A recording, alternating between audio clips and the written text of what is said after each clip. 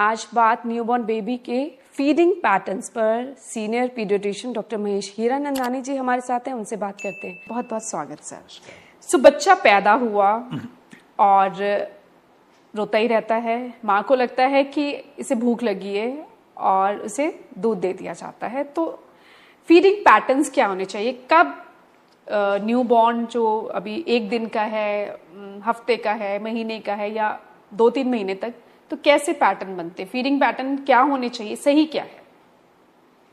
Once again शुरुआत, newborn baby सृष्टि का सबसे डेलिकेट क्रीचर, उसकी ज़रूरतें रोटी, कपड़ा और मकान। और तो आज हम रोटी के बारे में बात कर रहे हैं, विच इज़ ब्रेस्ट फीडिंग। और कहा गया है कि माँ का दूध बच्चे के लिए सबसे उत्तम है।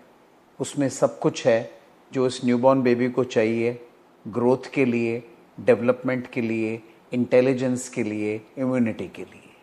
तो एक संपूर्ण आहार है बच्चे के लिए। न्यूबॉर्न बेबी, उसके जो इंस्टिंक्ट्स होते हैं बड़े क्लियर है। उसने सिर्फ रोना है, दूध पीना है और सोना है। इसके अलावा उसको कोई चौथी चीज नहीं आती। वो हंस भी नहीं सकता, ना आपसे बात कर सकता है। तो हमें ये समझना है और इसके ये जो 3 चीजें हैं, इनको हमने प्रोवाइड करना है। कहा गया है जैसे ही बच्चा पैदा होता है कुछ मिनटों में ही उसे माँ का दूध मिलना चाहिए, जो कि हमने अपने पिछले सेशंस में गोल्डन आवर के बारे में बात की है। क्योंकि जैसे ही माँ से बच्चा अलग होता है तो उसकी सारी सप्लाई न्यूट्रिशन की खत्म हो जाती है। कुछ मिनटों में ही उसे एनर्जी चाहिए जो कि उसे माँ के दूध से मिलती है। ये भी कहा गया है अगर हम किसी भी न्यूबॉर्न बेबी को, वेदर वो नॉर्मल डिलीवरी से पैदा हो या सिजेरियन से पैदा हो, माँ का दूध लगा दें पहले घंटे में, बच्चे का टेम्परेचर मेंटेन हो जाता है, बच्चे का हार्ट रेट स्टेबलाइज हो जाता है, माँ की रिकवरी में ये मदद करता है और एक बढ़िया बॉन्डिंग होती है माँ और बच्चे के बीच में। साइंस ने इसे प्रूव कर दिया है। इसके बाद आ गई जब बच्चा पहला घंटा निकाल चुका है, उसे माँ का थोड़ा बहुत दूध मिला है। कई माएँ कहती हैं कि ये दूध तो कुछ बूंदे ही आया, क्या ये पर्याप्त है? बिल्कुल इनफ है। पहले 24 घंटे में बच्चा काफ़ी समय तक सोता ही रहता है, शायद 22 घंटे सोए वो। उठता है, माँ दूध लगाती है, थोड़ी देर बच्चा सक करता है, सो जाता है, फिर जागता है और ये साइकिल चलता रहता है। पहले हफ्ते में माँ को समझना है कि मैं इस बच्चे को किस तरह, कितना, कितनी देर बाद दूध दूँ। माँ की बॉडी रिकवर हो रही है, उसे न्यूट्रिशन की ज़रूरत है, उसे पानी की ज़रूरत है, जिससे कि दूध बनना शुरू हो। दूध बनने का प्रोसेस प्रेगनेंसी में नहीं होता। दूध बनना बच्चे के पैदा होने के बाद ही होता है। वो सब हार्मोन जो दूध बनने के लिए चाहिए वो बच्चे के पैदा होने के बाद ही एक्ट करते हैं, और बच्चा तो दूध 2 घंटे पे ही मांग रहा है। तो ऐसे में क्या किया जाए जिससे कि माँ का दूध बढ़िया उतर पड़े? सबसे पहले गोल्डन आवर फीडिंग। नंबर 2, जब बच्चा मांगे उसे दूध दिया जाए, जिसे हम डिमांड फीडिंग कहते हैं। नंबर 3, माँ को पानी, लिक्विड्स 20 से 22 ग्लास पीने, 4 से 5 लीटर पीना ज़रूरी है, क्योंकि अब ये माँ 2 इंसान, दो ह्यूमन बींग्स के लिए पानी पी रहे हैं। अगर माँ पानी नहीं पिएगी, दूध नहीं उतरेगा। नंबर 2 हिदायत, हर 1.25 घंटे बाद 1 ग्लास पीना है। और ये एक साइकिल है, क्योंकि दूध एक फैक्ट्री में बन रहा है जहाँ पानी एक रॉ मटेरियल है, और ये एक कंटिन्यूअस प्रोसेस है। कोई माँ अगर 6 घंटे पानी ना पिए, अगले 6 घंटे दूध नहीं मिलेगा, बच्चा चिल्लाता रहेगा। तो ये माँ को सैक्रिफाइस करना ही पड़ेगा। उसे हर 1.25 घंटे में 1 ग्लास पानी पीना पड़ेगा, जिससे कि 24 घंटे में 20 से 22 ग्लास लिक्विड बने और दूध एक फ्लो में आए जो कि बच्चे को मिले। तब जाके डिमांड फीडिंग की जो फ्रीक्वेंसी है वो थोड़ी कम होगी। बच्चा अगर दूध ना मिले वो रोएगा, एक्सेसिव क्राइंग होगी, ठीक है, कोई शेड्यूल बन नहीं पाएगा, माँ एग्जॉस्ट हो जाएगी। तो अपनी खुद की भलाई के लिए ही मैं चाहूँगा कि हर माँ को लिक्विड्स लेने हैं और न्यूट्रिशन लेना है। न्यूट्रिशन इसलिए जरूरी है क्योंकि दूध के लिए रॉ मटेरियल एक तो पानी है जो माँ पी रही है, दूसरा जो माँ खुराक ले रही है उसी खुराक से दूध बनना है जो बच्चे के शरीर में जाना है। बच्चे का एक बार पेट भर गया फिर वो क्यों रोएगा, फिर तो उसने सोना है।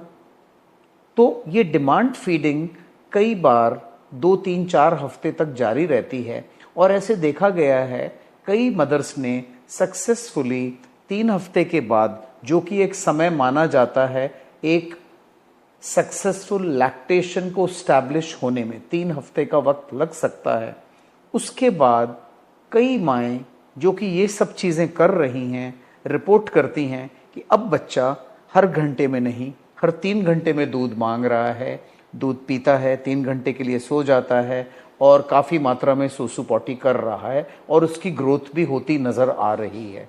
ये है सक्सेसफुल फीडिंग। और ऐसे में कई माएँ डिमांड फीडिंग के बाद हम भी उन्हें यही प्रोत्साहित करते हैं कि अब आप एक शेड्यूल बनाने की कोशिश करें, बच्चे की ज़िंदगी में थोड़ा डिसिप्लिन लाने की कोशिश करें। साइंस में ये कंट्रोवर्सी ज़रूर है कि क्या हम 1 महीने के बच्चे में डिसिप्लिन लाने की कोशिश कर सकते हैं। तो ये कहा गया है कि अगर हम किसी भी बच्चे को एक डिसिप्लिन तरीके से एक शेड्यूल्ड फीडिंग में नहीं डालेंगे तो लेटर ऑन यही माँ और बच्चा जो जोड़ा है, माँ एग्जॉस्ट होने वाली ही है और ये माएँ आगे जाकर अपने दूध को बंद करके ऊपर का दूध शुरू करने की कोशिश करते हैं। और जैसे कि साइंस कहती है कि माँ का दूध ही बच्चे के लिए सबसे बढ़िया दूध है, तो एक ये फेलियर ऑफ लैक्टेशन कह लीजिए, एग्जॉशन ऑफ मदर कह लीजिए और early starting of feed other than mother's milk कह लो, ये हो जाता है। तो मैं ऐसे में अगर हमने थोड़ी सी भी अटेम्प्ट डाली, थोड़ी सी सख्ती बरत ली, ये कह लीजिए, ठीक है, तो उसमें कोई हर्ज नहीं है। अगर माँ अपना लिक्विड इंटेक और न्यूट्रिशन अच्छा रखे, ये अचीव कर पाते हैं और इसके कोई लॉन्ग टर्म साइड इफेक्ट्स बच्चे की हेल्थ या बच्चे के न्यूरो डेवलपमेंट पे नहीं देखे गए हैं। 6 महीने का वक्त जो है, 6 महीने पे तो मान लिया साइंस ने कि हमने बच्चे को शेड्यूल में डालना ही डालना है।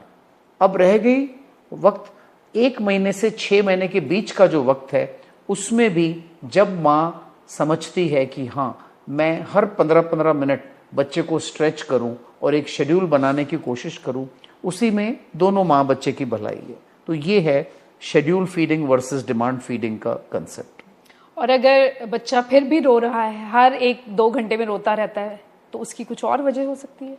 देखिए, बच्चा क्यों रोता है, एक्सेसिव क्राइंग क्यों होती है? सबसे पहली चीज भूख।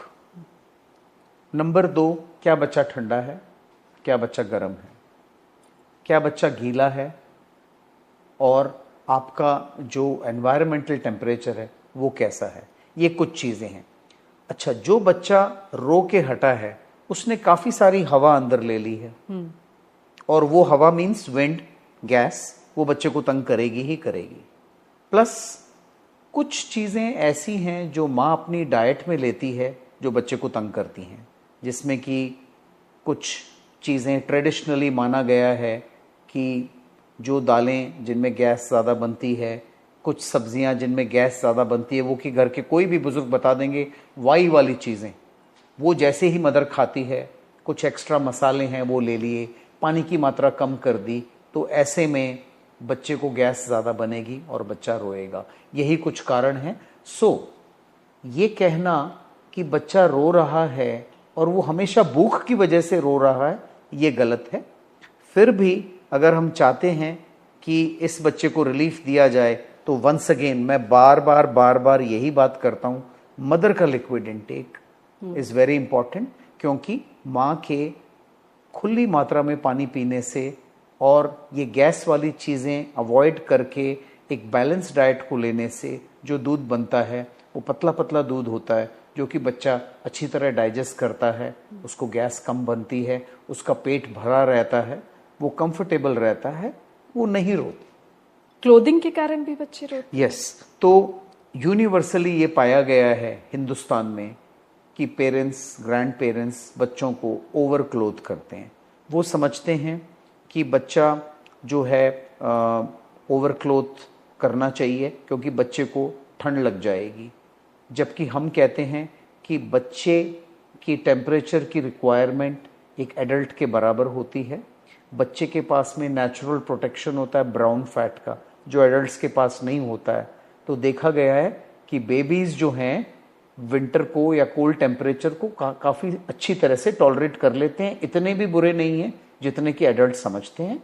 एक रफ मिसाल के तौर पर हम कहते हैं जितनी माँ की रिक्वायरमेंट है उससे एक लेयर ज़्यादा बच्चे को ज़रूरत होती है। जब विंटर शुरू हो रही होती है उस टाइम हम कहते हैं कि बच्चे के सर पे टोपी और पाँव में आप जुराबें पहना दीजिए। और जब एक्सट्रीम विंटर होती है तो हम कहते हैं माँ की जितनी रिक्वायरमेंट उससे एक लेयर ज़्यादा जुराबें, टोपी और एक आप रैप दे दे बच्चे को और माँ अपने पास रखे। This is the ideal clothing for the baby. ये देखा गया है कई बार कि सर्दियां जा चुकी हैं पर बच्चे को क्लोथ चल रहे होते हैं, उसमें बच्चे आते हैं जो बहुत इरिटेबल होते हैं, जिनके शरीर में रैश बना होता है।